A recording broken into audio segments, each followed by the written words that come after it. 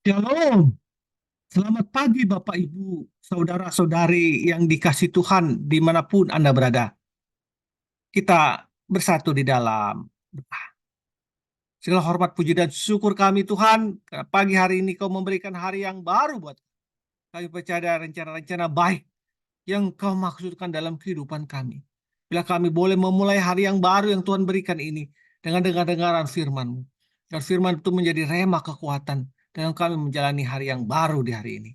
Di dalam nama Tuhan Yesus Kristus Tuhan kami yang hidup, kami berdoa Tuhan khususnya buat rekan kami yang mengalami pergumulan, yang mengalami perjuangan kehidupan, pertandingan kehidupan Tuhan. Setiap hari demi hari Tuhan yang mengokohkan, menguatkan. Terima kasih Bapa, dalam nama Tuhan Yesus kami berdoa. Amin. Judul kita hati yang peduli. Landasan firman Tuhan diambil dari 1 Yohanes 3 ayat 17 yang mengatakan, barang siapa mempunyai harta duniawi dan melihat saudaranya menderita kekurangan, tetapi menutup pintu hatinya terhadap saudaranya itu, bagaimanakah kasih Allah dapat tetap di dalam dirinya?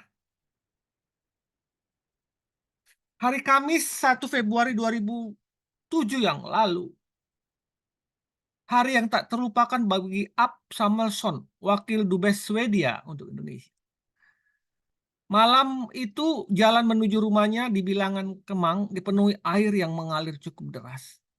Sehingga bagaimana dia melihat dengan matanya sendiri kalang kabut penduduk yang ada di sekitar rumahnya. Di pinggir kali Krukut. Ada ibu yang menggendong anaknya sambil membawa barang seadanya. Ada yang kocar-kacir dan sebagainya. Ada keluarga yang kebingungan. Hal itu mengusik hati Ulf. Dan Ulf mempersilahkan mereka untuk masuk ke rumahnya. Karena rumahnya tidak terkena banjir. Rumah saya tidak lebih tinggi, kering, dan ada ruang cukup untuk luas. Ada kamar mandi, ada dapur untuk masak katanya. Sehingga dia menyuruh pembantunya mengkoordinir agar bisa memasukkan semua pengungsi ke rumahnya. Ada sekitar 80 orang yang masuk rumahnya dan dia membeli mie dan minuman kemasan. Pakaian di lemarinya, selimut, handuknya diberikan kepada para pengungsi. Bahkan dia sempat tak punya handuk untuk dirinya sendiri. Dan tidak sampai di situ, Ulf juga bersedia menenangkan anak-anak mengungsi itu dengan membacakan cerita The Hobbit. Akhirnya Ulf baru bisa tidur pukul 4 pagi. Penduduk itu di sekitar rumah itu memanggil Mr. Up. Bapak, Ibu, Saudara-saudara yang dikasih Tuhan. Banjir bandang di Jakarta 2007 memang menimbulkan kerugian besar di berbagai bidang. Tetapi banjir itu juga memunculkan satu cerita atau banyak bahkan cerita tentang kepedulian kepada sesama. Banjir yang berlangsung selama sepekan memberikan kesempatan bagi saya dan Anda untuk lebih mengenal dan peduli bagi teman-teman dan tetangga.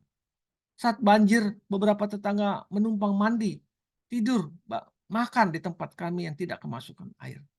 Malamnya tetangga yang memiliki genset bersedia memberi penerangan kepada kami yang untuk bisa berkumpul sambil bercerita satu dengan yang lain. Bersaksi tentang pemeliharaan Tuhan, tertawa sejenak untuk melupakan rumah dan perabot mereka yang terendam air. Kebersamaan semakin nyata ketika malam tiba dan pria berganti berjaga-jaga. Setelah air surut, saya melihat mereka bekerja sama membersihkan rumah dari rumah yang satu ke rumah yang lain. Ternyata kebersamaan dan kepedulian masih ada di hati masyarakat Jakarta ini. Bapak, Ibu, Saudara-saudara yang dikasih Tuhan, sebenarnya di hati semua orang tertanam benih kasih, benih kepedulian. Tetapi pertanyaannya adalah, apakah kita mau mewujudkan, mau menciptakan pedulian itu? Pedulikah kita dengan tetangga yang tidak bisa makan? Pedulikah kita dengan tetangga yang beristirahat karena kebanjiran? Pedulikah kita pada anak tetangga yang menangis karena kelaparan? Pedulikah kita dengan beban berat yang sedang ditanggung oleh pembantu kita? Jika kita peduli, kita akan mengulurkan tangan. Bertolong-tolonglah menanggung beban. Demikianlah kamu memenuhi hukum Kristus. Galatia 6 ayat 2. Mari kita berdoa. Bapa, mampukan aku untuk menjalani hidup ini dengan rasa peduli kepada sesama. Dalam nama Tuhan Yesus aku mohon. Amin. Orang yang peduli terhadap kesusahan sesama sesungguhnya sedang memperkuat karakternya. Selamat pagi, selamat berkarya. Tuhan Yesus memberkati. Amin. Amin.